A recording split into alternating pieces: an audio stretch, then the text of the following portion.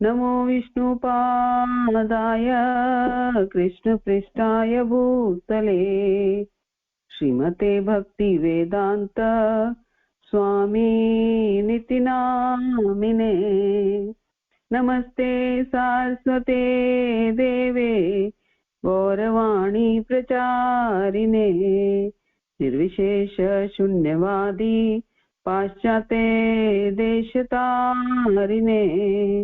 जय श्री कृष्ण चैतन्य प्रभु नित्यानंद श्री अद्वैत गदाधर श्रीवासादि गौर भक्त वृंद। हरे कृष्णा कृष्णा कृष्णा हरे हरे, हरे राम राम राम हरे हरे। जय श्री प्रभुपाद की जय, गुरु महाराज की जय। ओम अज्ञानतिमिरान्धस्य ज्ञानाञ्जनशलाकया चक्षुर्मिलितं येन तस्मै श्रीगुरुवे नमः।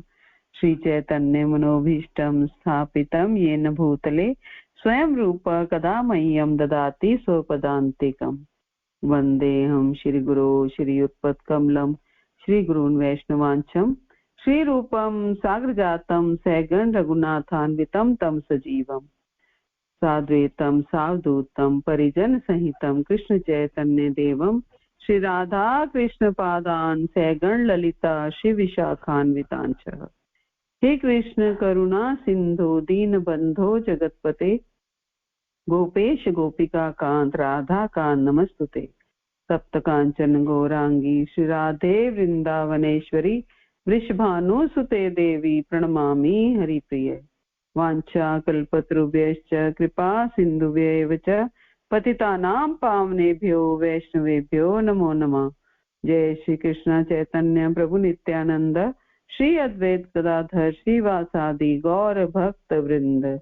हरे कृष्णा कृष्णा कृष्णा हरे हरे, हरे राम राम राम हरे हरे।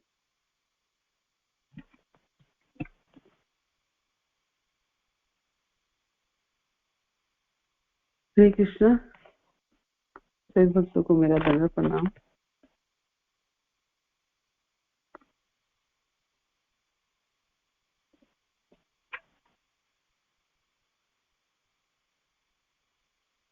तो आज से हम राम कथा की साप्ताहिक श्रृंखला शुरू कर रहे हैं और इस साप्ताहिक राम कथा करने के लिए मैं बिल्कुल भी समर्थ नहीं हूँ और मैं समस्त गुरु परंपरा से, श्रील प्रभुपाद से, गुरु महाराज से और आप सबसे प्रार्थना करती हूँ कि आप मुझे आशीर्वाद दें ताकि मैं श्री राम का कुछ गुणगान कर पाऊं, मेरी जीवा उनके नाम का गुणगान कर पाए और सीता राम लक्ष्मण हनुमान की कृपा की मैं याचना करती हूँ और उनकी स्तुति करते हुए हम ये कथा शुरू करेंगे।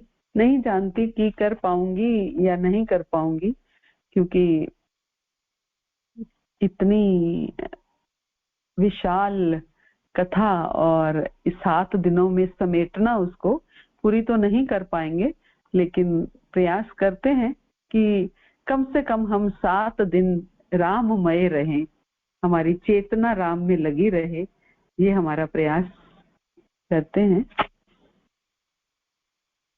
रामाय रामभद्राय रामचंद्राय वेधसे रघुनाथाय नाथाय सीताया पतये नमः। दक्षिणे लक्ष्मणो यस्य वामे च जनकात्मजा पुरतो मारुतिर्यस्य तं वन्दे रघुनन्दनम्।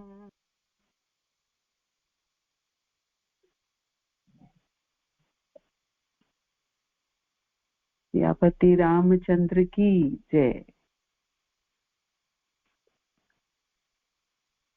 तो ये राम कथा तो बचपन में दादा दादी सुनाया करते थे और ये इस भूमि में जन्म लेने वालों के रक्त में समाई हुई है राम कथा।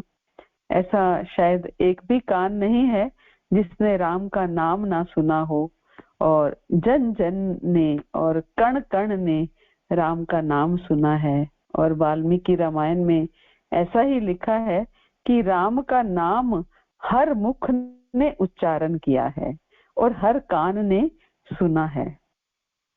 वाल्मीकि रामायण जो कि रामानुजाचार्य संप्रदाय यानी कि श्री संप्रदाय का मूल ग्रंथ है, और स्वयं रामानुजाचार्य जी कहते हैं कि मैंने स्वयं 18 बार रामायण अपने गुरु जी के मुख से सुनी है, और हर बार अलग अर्थ निकल करके आता है।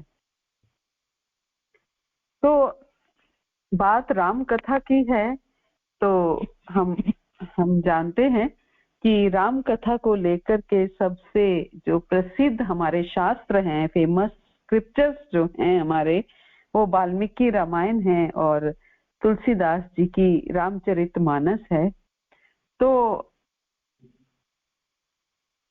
हम दोनों का ही मिला जुला के कथा करेंगे।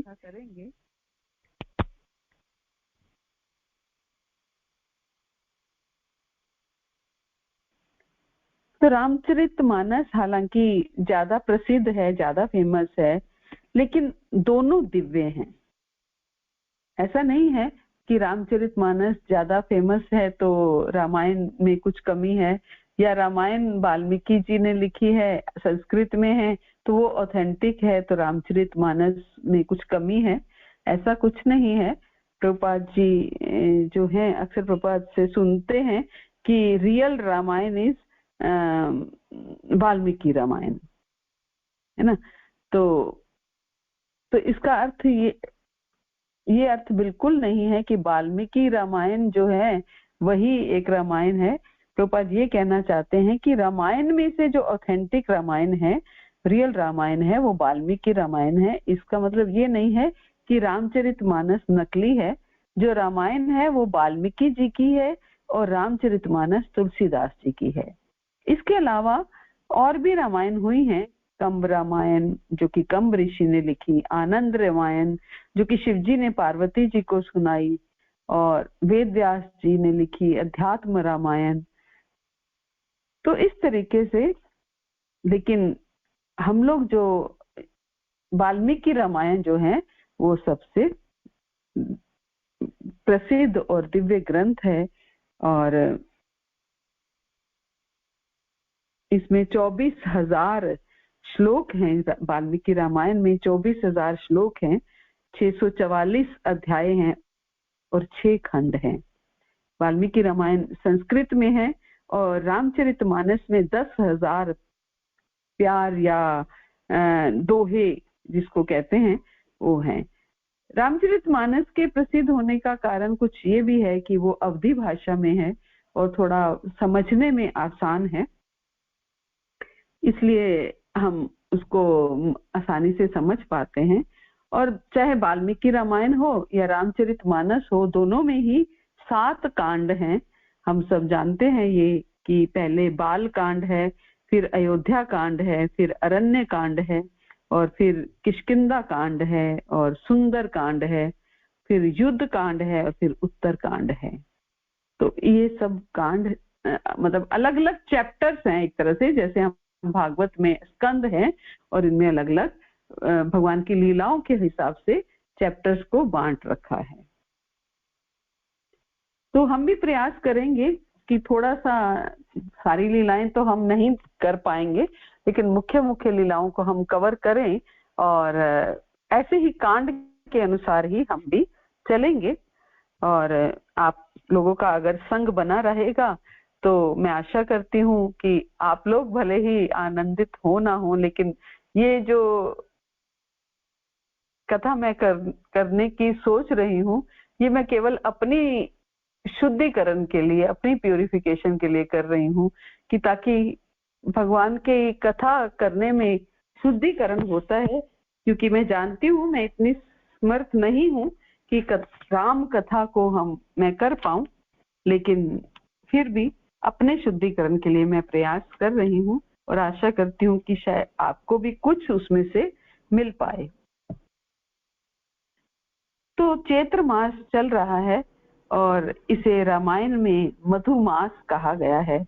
और अभी चैत्र मास के नवरात्रि चल रही है और साहित्यिक कैलेंडर यानी कि ज्योतिष शास्त्र के अनुसार वर्ष में 4 नवरात्रि आती हैं, जिसमें से ये 2 मुख्य हैं, एक चैत्र और एक हम जानते हैं आश्विन में जो नवरात्रि आती है।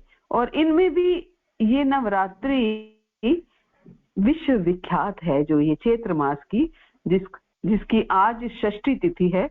तो आज षष्ठी तिथि है, कल सप्तमी, परसों अष्टमी और फिर बृहस्पतिवार को नवमी है। तो हम इसलिए ये कथा आज से शुरू कर रहे हैं ताकि हम रामनवमी के आने तक कुछ हम कृष्णमय बन पाए, सॉरी राममय बन पाए। तो ये दिव्य ऊर्जा के दिन होते हैं और हम वैष्णवों के लिए ये बड़े सुंदर दिन हैं, क्योंकि इन दिनों की ऊर्जा का प्रयोग हम राम में रमने के लिए कर सकते हैं। जो ऊर्जा हमें इन नवरात्रि के दिनों में मिलती है, तो हम नवरात्रि का यही महत्व है कि हमें एक्स्ट्रा ऊर्जा मिलती है नवरात्रि के दिनों में, और हम इस ऊर्जा का प्रयोग राम में रमने के लिए कर सकें। हमारा चित्त राममय हो जाए, हम कम से कम 1 सप्ताह के लिए ही सही राम भजन में, राम नाम में खो जाए।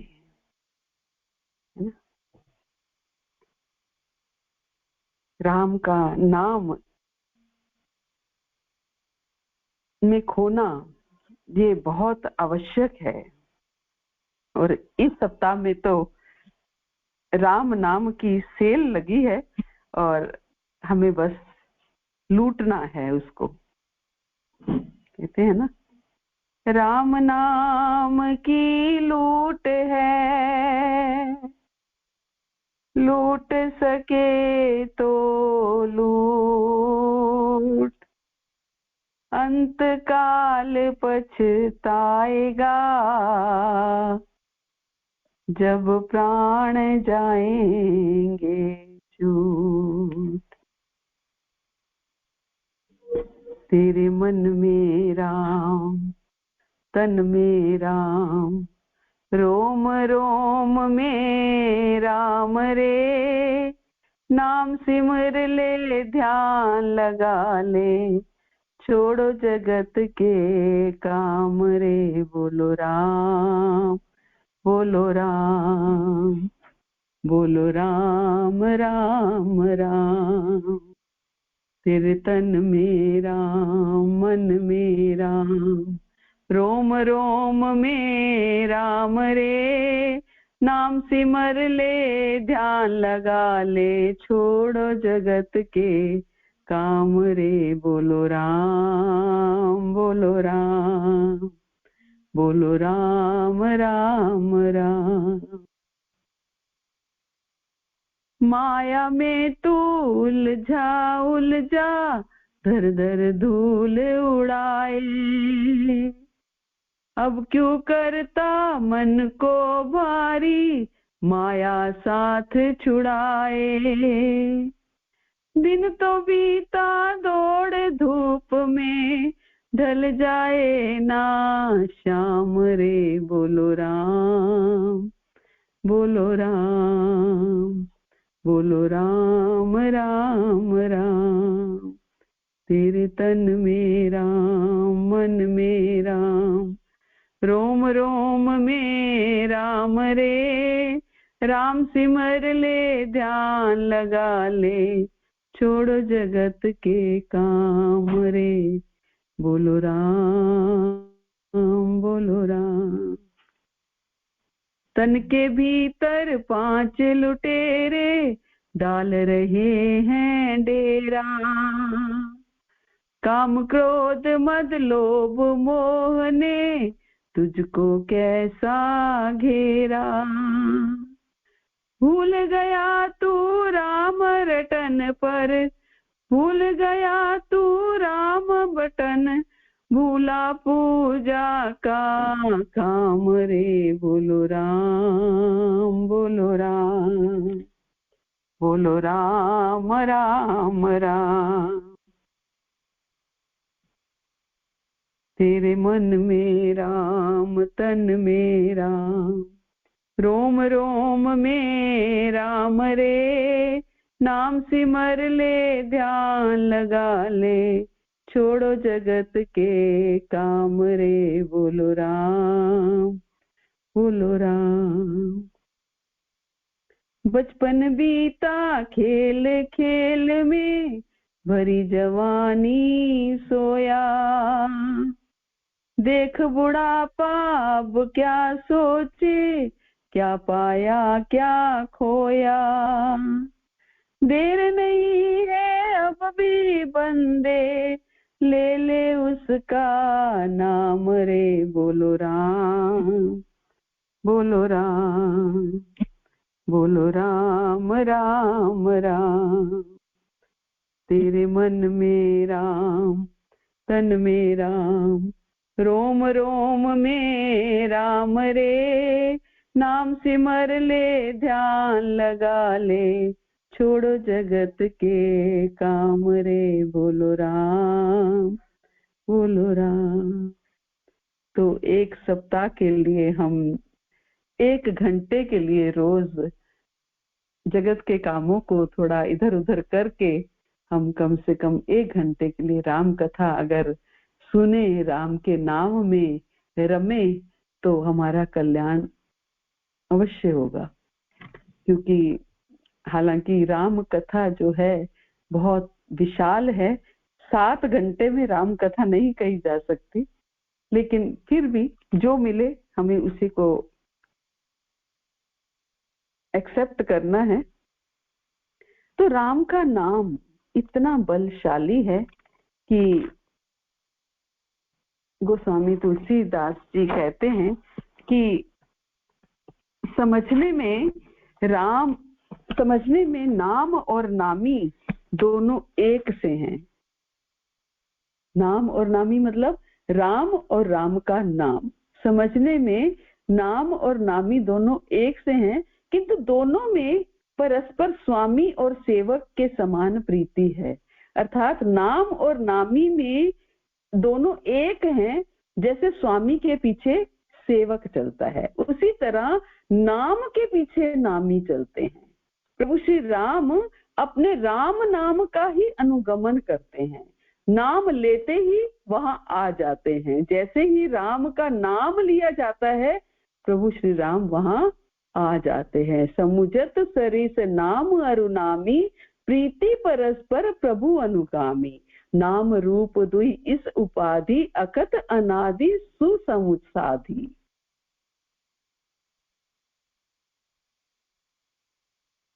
आगे कहते हैं कि इन नाम और रूप में कौन बड़ा है कौन छोटा, ये कहना अपराध है। कोबड़ छोट कहत अपराधु, सुनि गुण भेदु समुझी साधु। देख ही रूप आन नाम अधीना, रूप ज्ञान नहीं नाम विहीना। कि नाम और रूप में कौन बड़ा है कौन छोटा, ये कहना तो अपराध है। इनके गुणों का तारतम्य, इनके गुणों का कमी बेशी सुनकर साधु पुरुष स्वयं ही समझ लेंगे। रूप नाम के अधीन देखे जाते हैं, नाम के बिना रूप का ज्ञान नहीं हो सकता। नाम के बिना रूप का ज्ञान नहीं हो सकता। ये है नाम।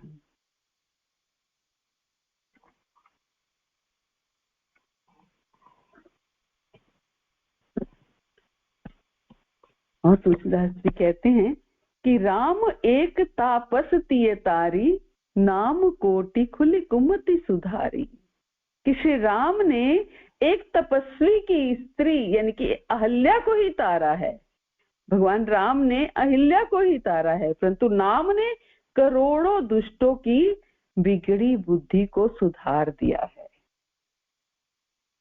भगवान राम ने अहिल्या को तारा है, लेकिन नाम ने करोड़ों लोगों को तारा है।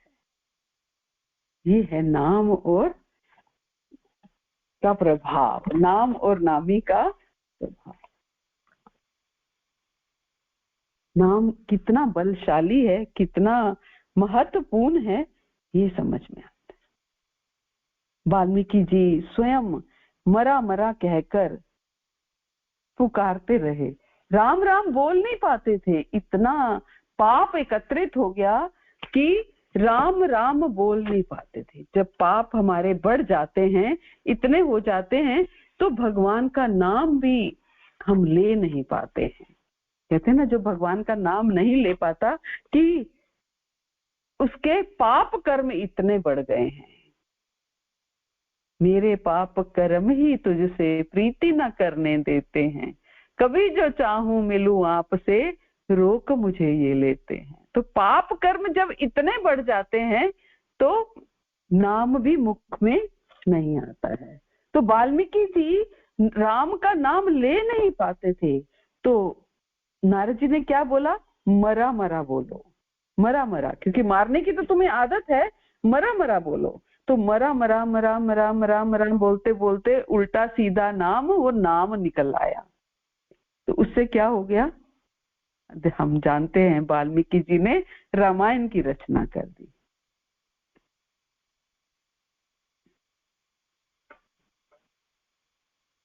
एक बार वाल्मीकि जी के आश्रम में एक दिन देवऋषि नारद मुनि आए और वाल्मीकि जी उस समय अपने शिष्यों के साथ बातचीत कर रहे थे, परंतु आश्रम में इतने बड़े अतिथि को देखकर तुरंत उठे, उनका स्वागत किया और कहने लगे कि नारद मुनि जी, कृपा करके मुझे बताइए कि पृथ्वी में इस समय सारे महान पुरुषों में सर्वश्रेष्ठ कौन है? वह कौन है जो सबसे अधिक ज्ञानी है, सबसे अधिक शक्तिशाली है? वह कौन है जो सबसे अधिक सुंदर है, सुदर्शन है? वह कौन है जो उदार हृदय से है? वह कौन है जो सत्यनिष्ठ है? वह कौन है जिसका चरित्र निष्कलंक है और जो सदा दूसरे जीवों का कल्याण करने के कार्य में रत रहता है? वह कौन है जिसके मन में कभी भी क्रोध या द्वेष फटकता तक नहीं है और फिर भी जिससे सारे देवी देवता तक डरते हैं? वह कौन है जिसके पास तीनों लोकों में रहने वाले हर जीव को सुरक्षा प्रदान करने की शक्ति है? वह कौन है जिन पर सौभाग्य की देवी लक्ष्मी भी पूरी तरह से न्यौछावर है? कौन है वह जो समस्त ऐश्वर्यों के पूर्ण आगार हैं? तो नारद मुनि बोले, हे ऋषिवर, राम नामक एक राजा है जिन्होंने इक्ष्वाकु वंश में महाराज दशरथ के पुत्र के रूप में जन्म लिया है। वह सारे सद्गुणों का एक मूर्तिमान स्वरूप है। वह सारे समृद्धि का भंडार है और अपरंपार शक्तियों का स्वामी है। उनकी बलशाली भुजाएं उनके घुटनों तक पहुंचती हैं। उनकी ग्रीवा शंख के समान 3 रेखाओं से आभूषित है। उनका वक्ष स्थल और उनके कंधे चौड़े हैं। उनका शीश भव्य है और उनके नेत्र विशाल हैं। उनका रंग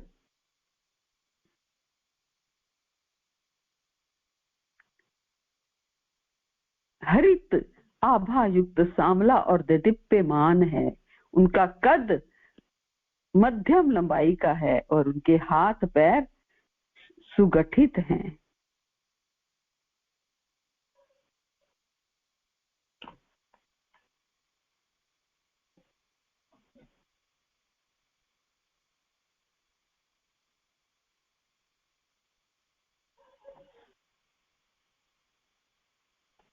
नारद जी बोले कि भगवान राम के राज्य में कोई भी व्यक्ति बीमारी या मानसिक पीड़ा से ग्रस्त नहीं है। सभी लोग बहुत प्रसन्न और समृद्ध हैं और उन्हें चोरों का अभाव का या भूख का कोई भय नहीं है, ना उन्हें चोरों का भय है, ना इस चीज का भय है कि उनके पास किसी चीज का अभाव होगा, ना भूख का भय है। सारे कस्बों और गांवों में खाद्य पदार्थ, फल, सब्जियां, दूध प्रचुर मात्रा में उपलब्ध हैं। असल में भगवान राम के राज्य में लोग उतने ही धर्मनिष्ठ और प्रसन्न हैं जितने धर्मनिष्ठ और प्रसन्न सतयुग के समय हुआ करते थे। वहां बाढ़ जैसी प्राकृतिक आपदा कभी नहीं आती, भूकंप कभी नहीं आता, अकाल कभी नहीं पड़ता। सारी स्त्रियां वहां बहुत पवित्र हैं और उन्हें कभी भी विधवा होने का भी दोष जो है वो नहीं भोगना पड़ता। भगवान रामचंद्र जो हैं वो आध्यात्मिक लोक वैकुंठ में अपने भगवत धाम को वापस लौटने से पहले 11,000 वर्ष तक पृथ्वी पर शासन करेंगे।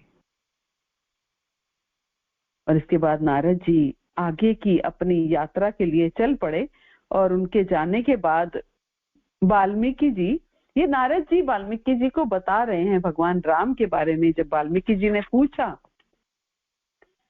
तो फिर नारद जी आगे चलने लगे और वाल्मीकि जी अपने शिष्य जो भारद्वाज के साथ तमसा नदी के तट की ओर चल पड़े।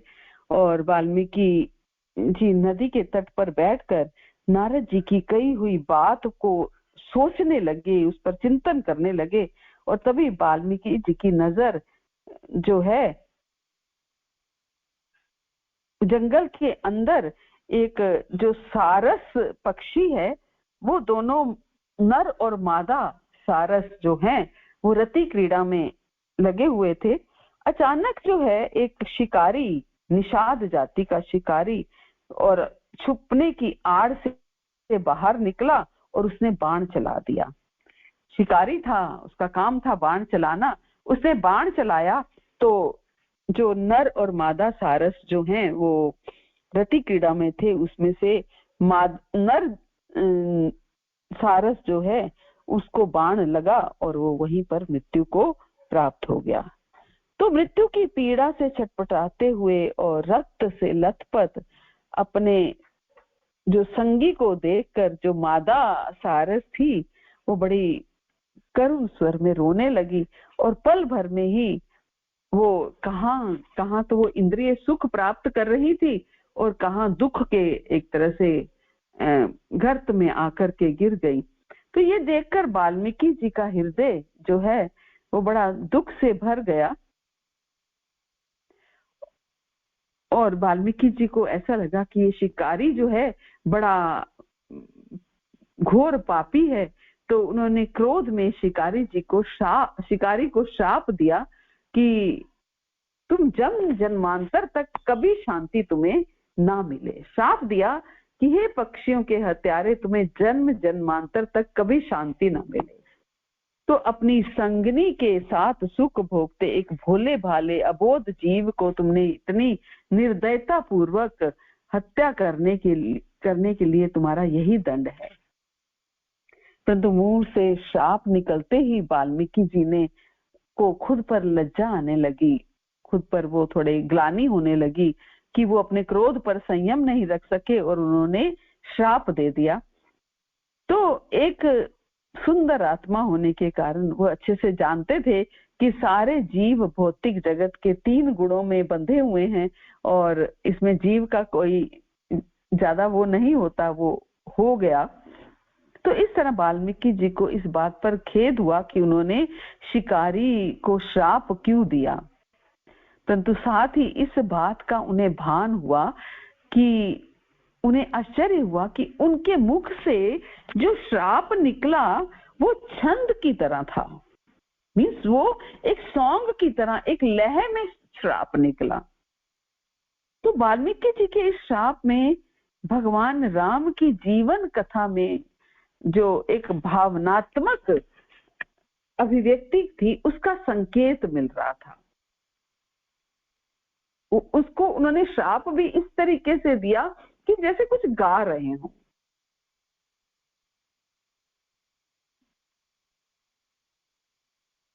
तो इसके बाद वाल्मीकि जी ने तमसा नदी में स्नान किया और फिर वे अपने आश्रम को लौट गए। और फिर कुछ ही समय के बाद जब वाल्मीकि शांत मन से बैठे हुए थे और शिकारी को दिए गए अपने श्राप के बारे में सोच रहे थे कि मैंने ये क्या कर दिया, उसे श्राप दे दिया, तभी उन्होंने देखा कि ब्रह्मांड के सर्वोच्च ग्रह पर स्थित ब्रह्मा जी वहां आ रहे हैं। तो ये देखकर वाल्मीकि जी बड़े चकित हुए कि भगवान विष्णु की नाभि से प्रकट होने वाले इस ब्रह्मांड के एक तरह से द्वितीय सृष्टा उनके पास आ रहे हैं।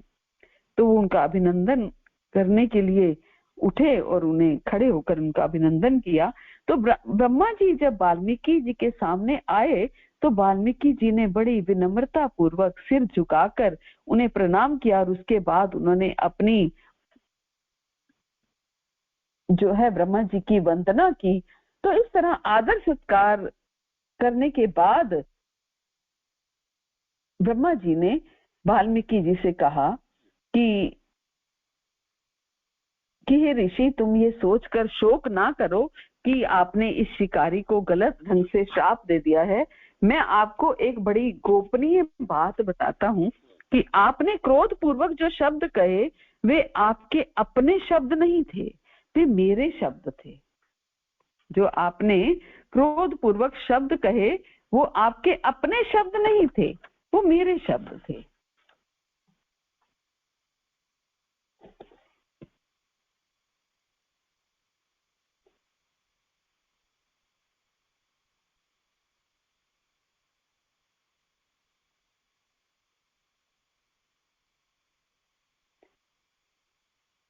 तो ब्रह्मा जी ऐसा क्यों कहने लगे, ये हम देखते हैं कि वो क्या कहने लगे कि आपके अपने शब्द नहीं थे, वो मेरे शब्द थे जो मेरी इच्छा के कारण आपके मुख से निकल पड़े, ताकि मैं आपको एक महान कार्य करने के लिए प्रेरित कर सकूं। अब समय आ गया है कि आप भगवान राम की जीवन गाथा की रचना करें। इस जगत के सभी प्राणियों के पूर्ण कल्याण के उद्देश्य से इसमें भगवान की सारी आध्यात्मिक लीलाओं का वर्णन होगा। अपनी बेचैनी का त्याग करो और मेरे वरदान की शक्ति से आपको ऐसी दिव्य दृष्टि प्राप्त होगी जिससे आप अपने हृदय में वह सभी चीजें स्पष्ट रूप से देख पाएंगे जिनके बारे में आपको ज्ञान नहीं है। मेरे आशीर्वाद से आप रामायण की रचना करेंगे जो त्रुटिहीन होगी।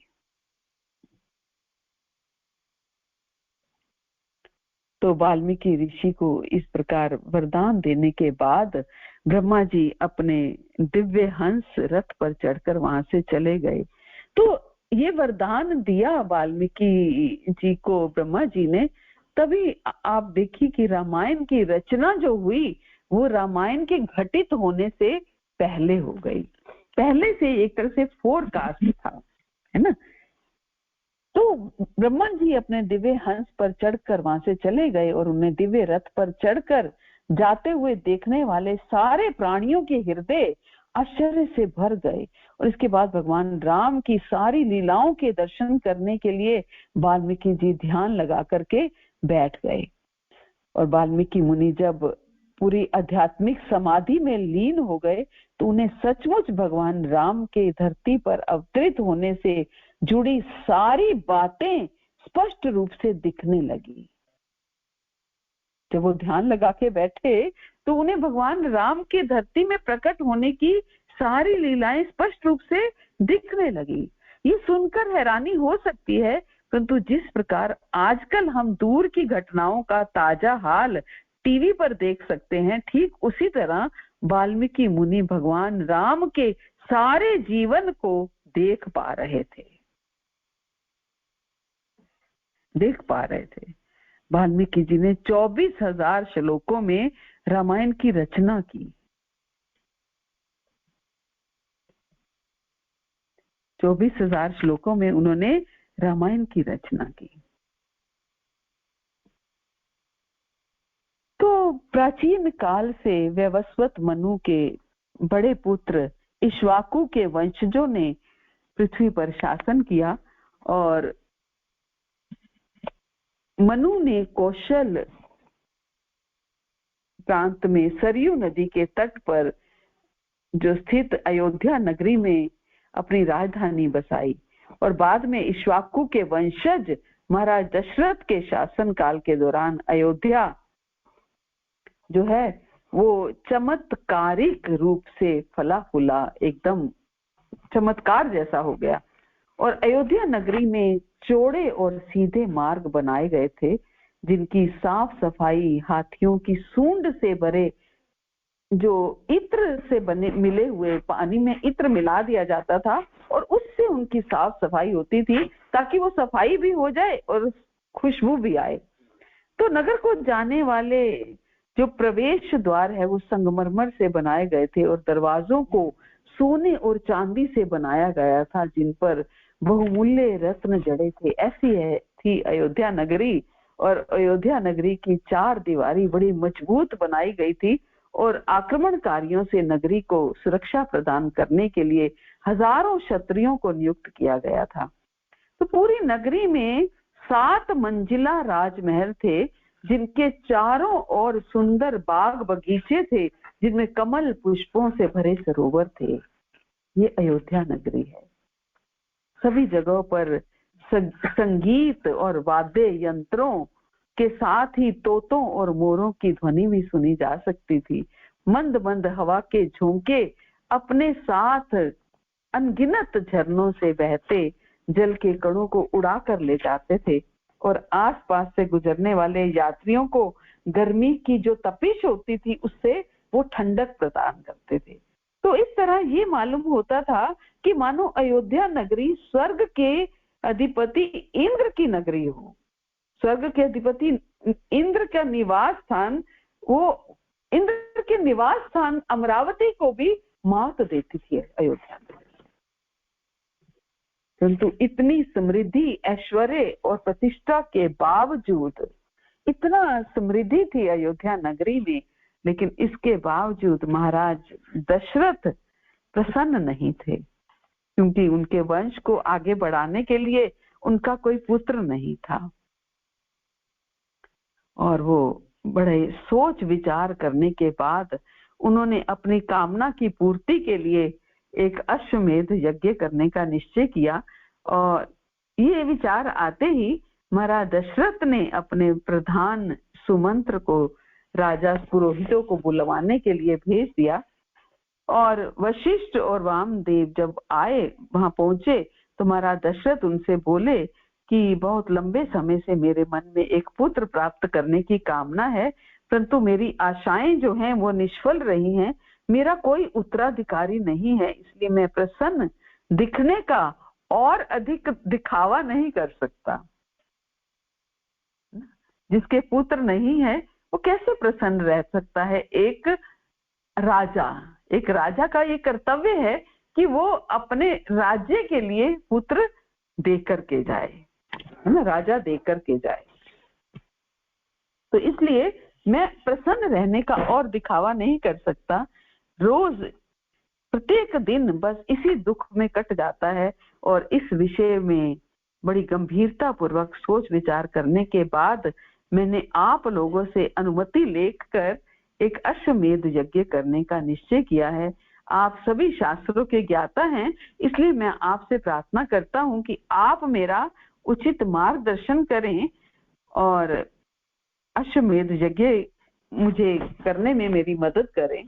तो महाराज के इस तरह से जो प्रस्ताव उन्होंने रखा उस पर सारे ब्राह्मणों ने अपनी सहमति जताई और उन्होंने अपने मंत्रियों को तुरंत तैयारी करने के लिए आदेश दे दिया।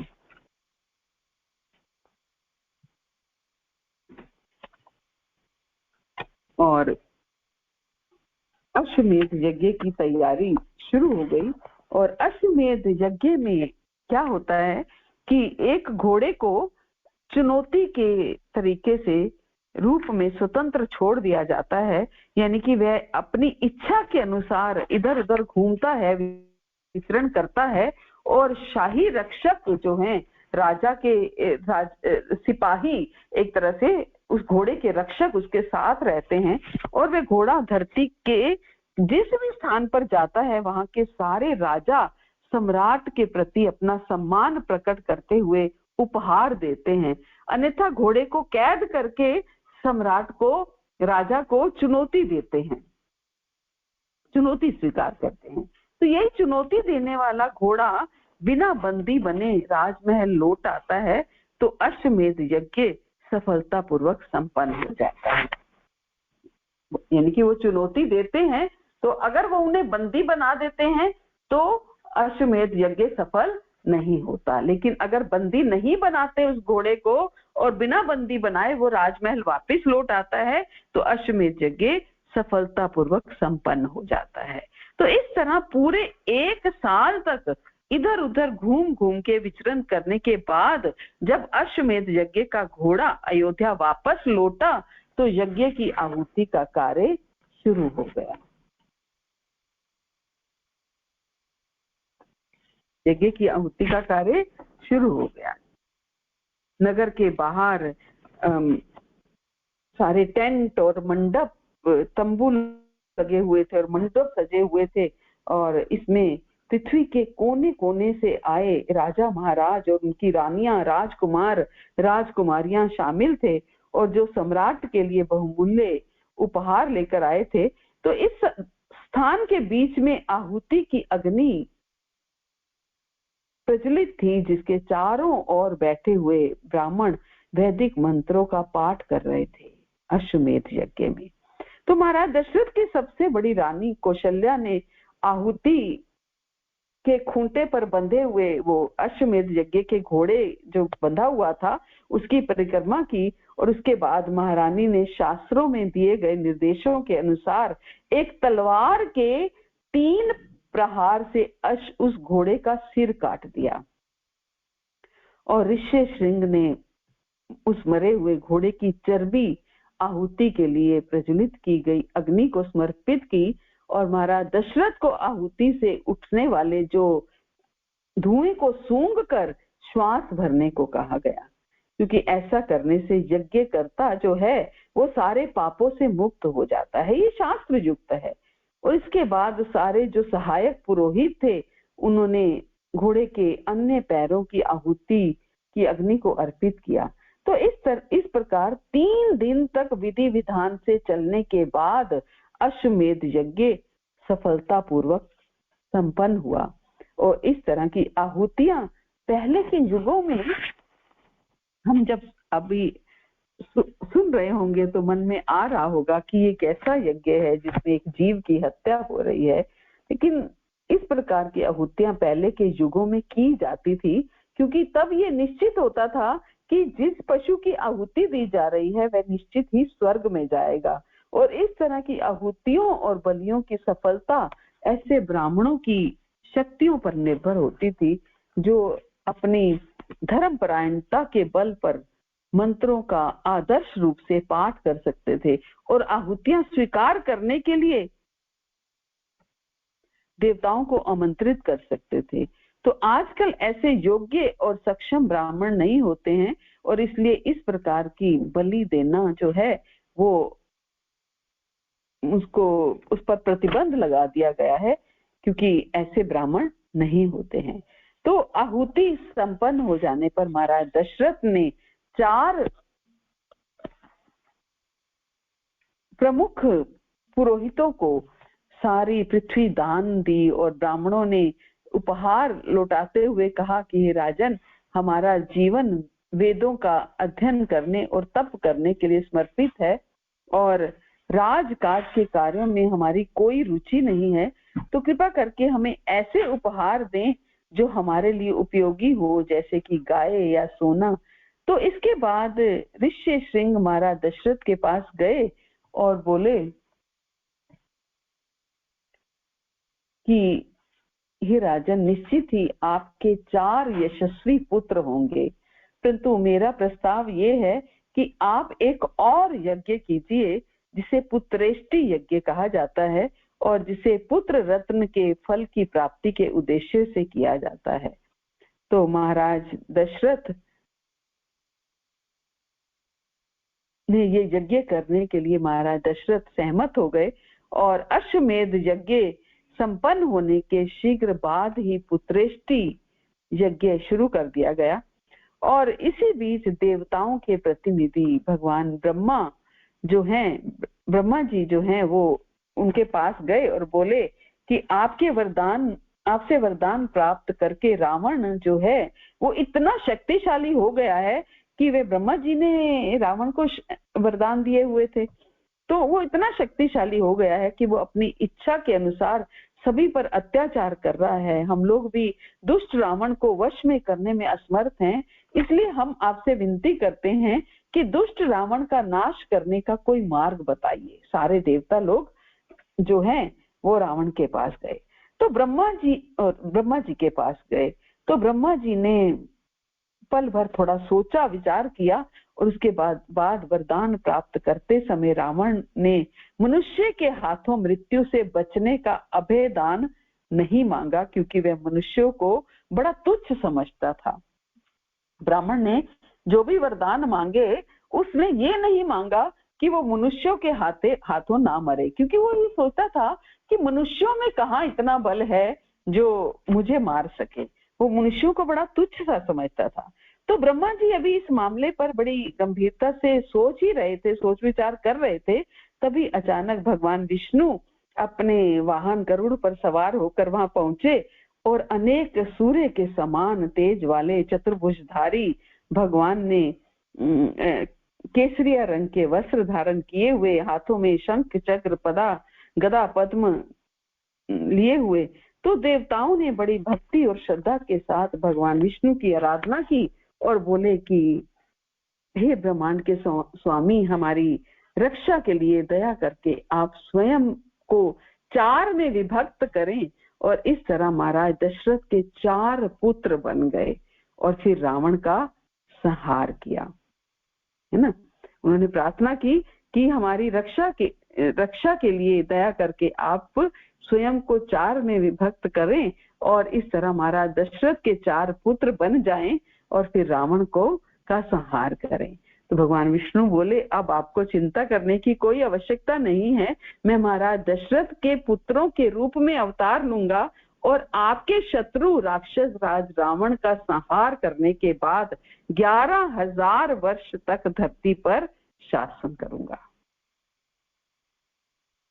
11,000 वर्षों तक धरती पर शासन करूंगा। तो ये कहकर भगवान विष्णु बड़े रहस्यमय ढंग से अंतर्ध्यान हो गए और ये देखकर देवता लोग बड़े चकित रह गए। और इसी बीच महाराज दशरथ द्वारा किए गए यज्ञ की अग्नि में एक बहुत काले रंग का एक बड़ा असाधारण सा कोई व्यक्तित्व प्रकट हुआ, जिसके शरीर के सारे अंगों में शुभ चिन्ह थे और ये व्यक्ति बड़ी असीमित शक्तियों वाला लग रहा था और आध्यात्मिक आभूषणों से सुसज्जित था और उसने अपने हाथों में सोने का एक बड़ा बर्तन पकड़ रखा था जिसमें खीर थी। और इस दिव्य पुरुष ने महाराज दशरथ को संबोधित करके कहा कि मैं भगवान विष्णु का दूत हूँ। जो पुत्रेष्टि यज्ञ हो रहा था उसमें से वो एक तरह से देव कह सकते हैं प्रकट हुआ, या जो भी एक व्यक्तित्व था एक जो प्रकट हुए। तो उन्होंने बोला कि मैं भगवान विष्णु का दूत हूँ। तो और उनके हाथ में एक सोने का बर्तन था जिसमें खीर थी। तो महाराज दशरथ उनसे प्रार्थना करने लगे कि हे विष्णु दूत, कृपा करके आदेश दें कि मैं आपकी क्या सेवा कर सकता हूँ। तो भगवान विष्णु के दूत ने कहा कि आपके दोनों यज्ञों की सफलता का उपहार है ये खीर, और ये खीर का पात्र, इसके 3 हिस्से अपनी तीनों पत्नियों को दें और उनसे आपको 4 पुत्र रत्न प्राप्त होंगे जो अनंत काल तक आपके यश को बढ़ाते रहेंगे। तो महाराज दशरथ ने बड़ी कृतज्ञता प्रकट करते हुए प्रसाद का पात्र स्वीकार किया, उनको बहुत धन्यवाद दिया और फिर श्रद्धा पूर्वक विष्णु दूत की परिक्रमा की। और भगवान विष्णु का दूत अचानक अंतर्ध्यान हो गया और राजा बिना समय गवाए अपनी पत्नियों के पास गए और उन्हें प्रसाद खिलाया, क्योंकि वे पुत्र प्राप्त करने के लिए बहुत उतावले थे। तो महाराज दशरथ ने सबसे पहले खीर का आधा हिस्सा अपनी सबसे बड़ी पत्नी कौशल्या को दिया और इसके बाद उन्होंने 1/4 खीर सुमित्रा को और खीर का 8वां हिस्सा सबसे छोटी पत्नी कैकेयी को दिया और फिर कुछ सोचा विचारा और फिर उसके बाद राजा ने बचा हुआ 8वां हिस्सा सुमित्रा को दे दिया, यानी कि आधा कौशल्या को दिया, फिर आधा जो बचा उसका आधा कैकेयी को, उसको सुमित्रा को दिया।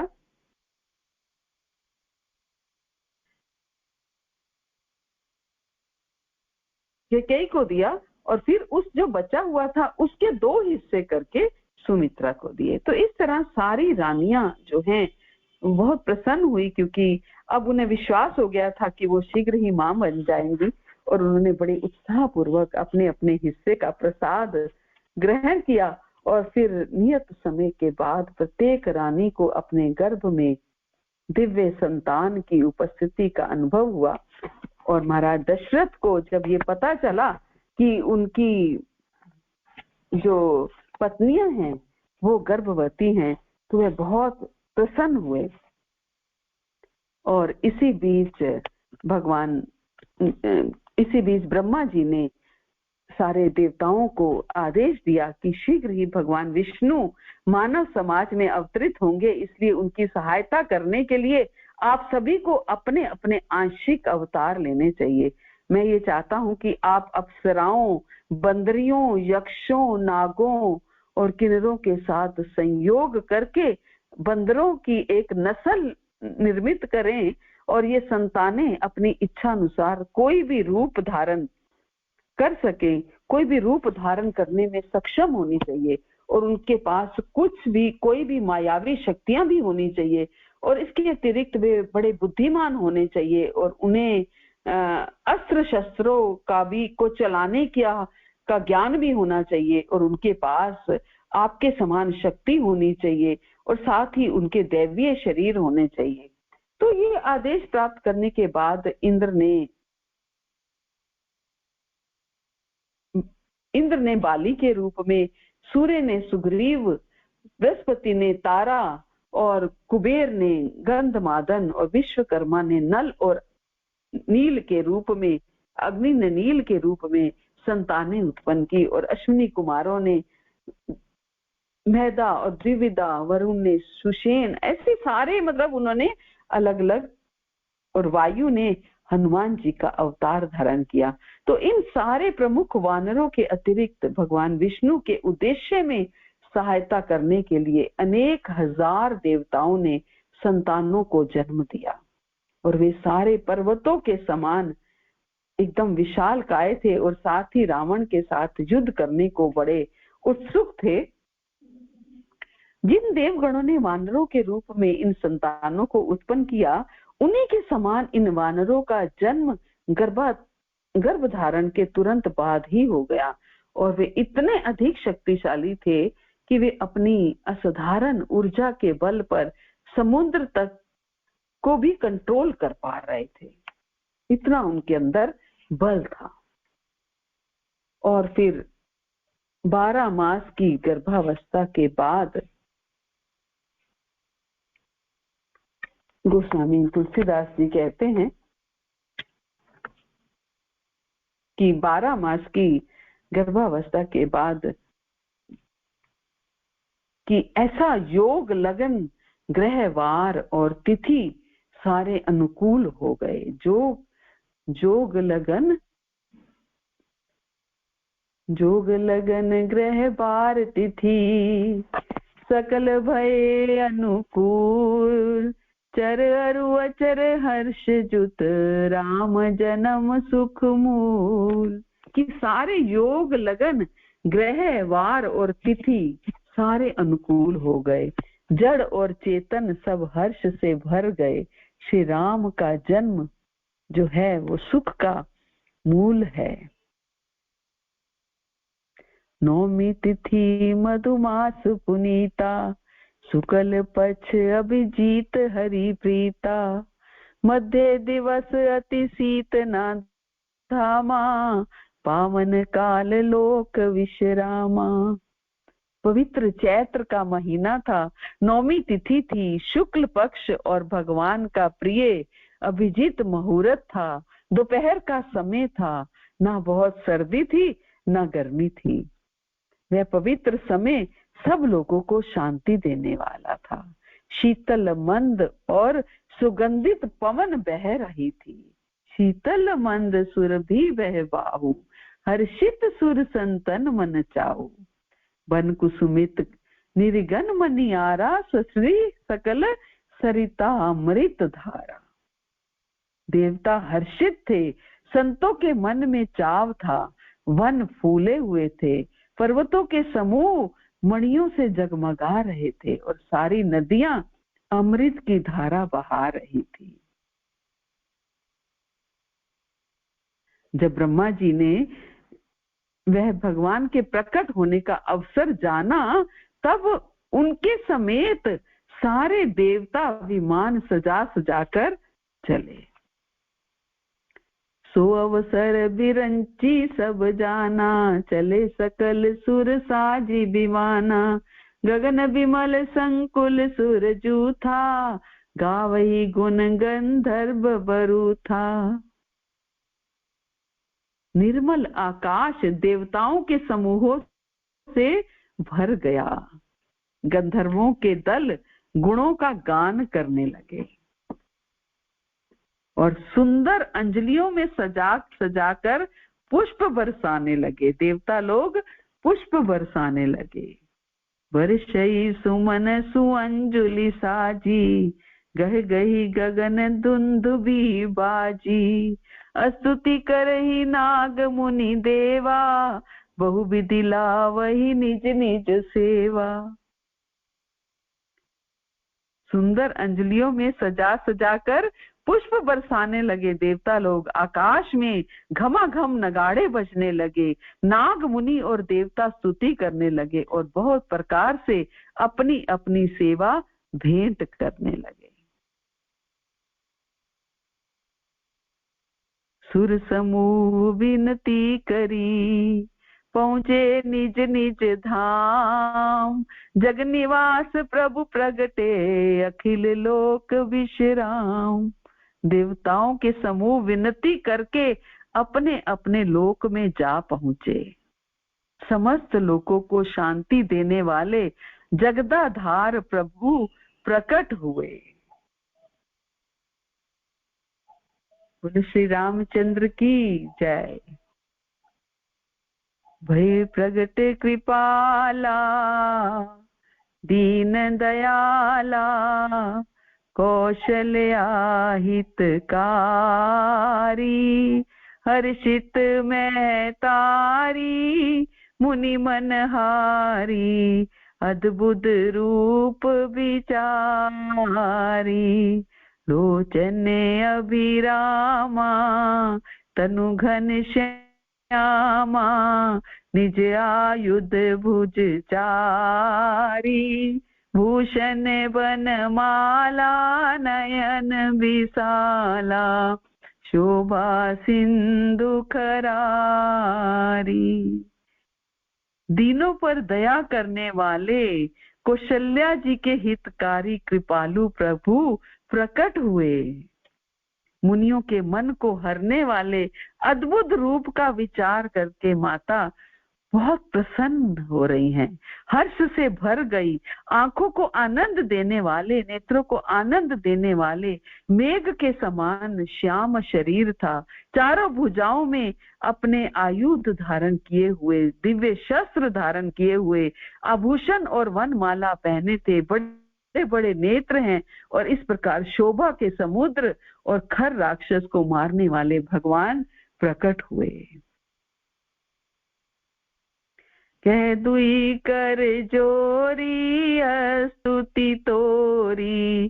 कई विधि करो अनंता, माया गुण ज्ञाना तीत अमाना। वेद पुराण बनंता, करुणा सुख सागर सब गुण आगर, जय गावहि श्रुति संता। सो मम हित लागी जन अनुरागी, भयु प्रगट श्री कंता। ब्रह्मांड निकाया निर्मित माया, रोम रोम प्रतिवेद कहे, मम उर शोभासी ये उपहासी, सुनत न रहे।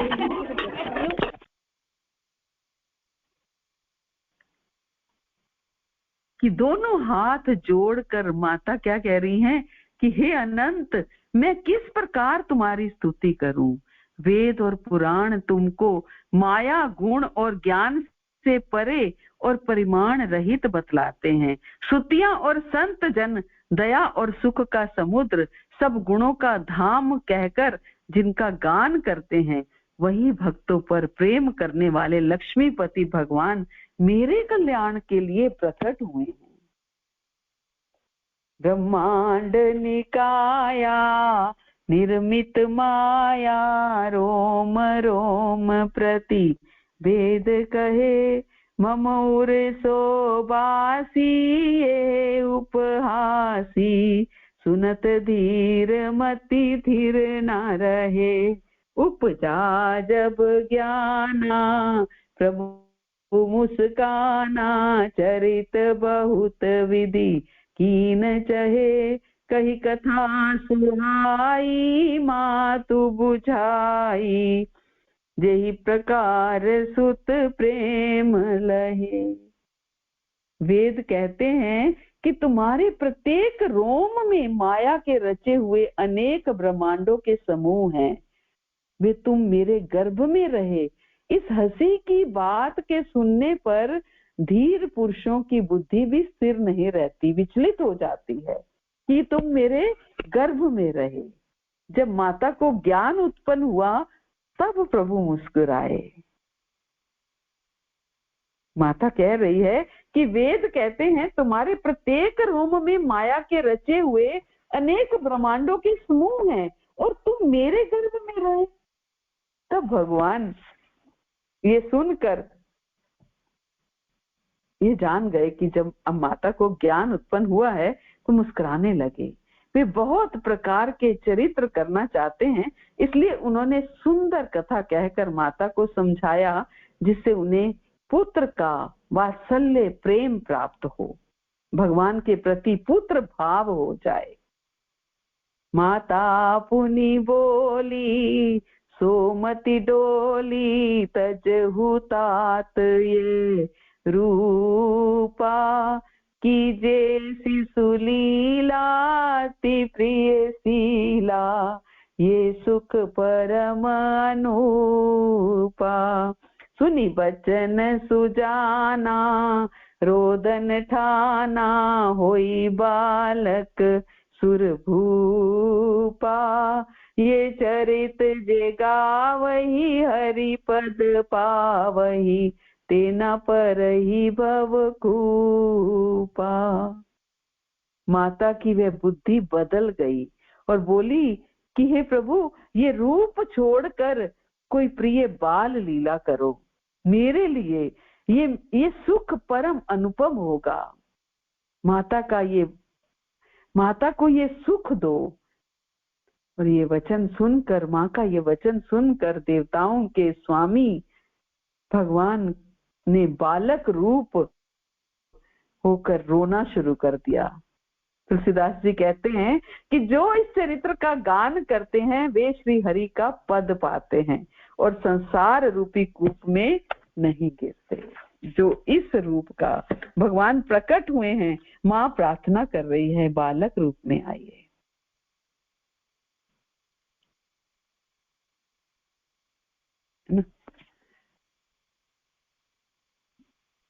तो समय हो चुका है, छोड़ने की मेरी इच्छा नहीं है, लेकिन फिर भी छोड़ना पड़ेगा।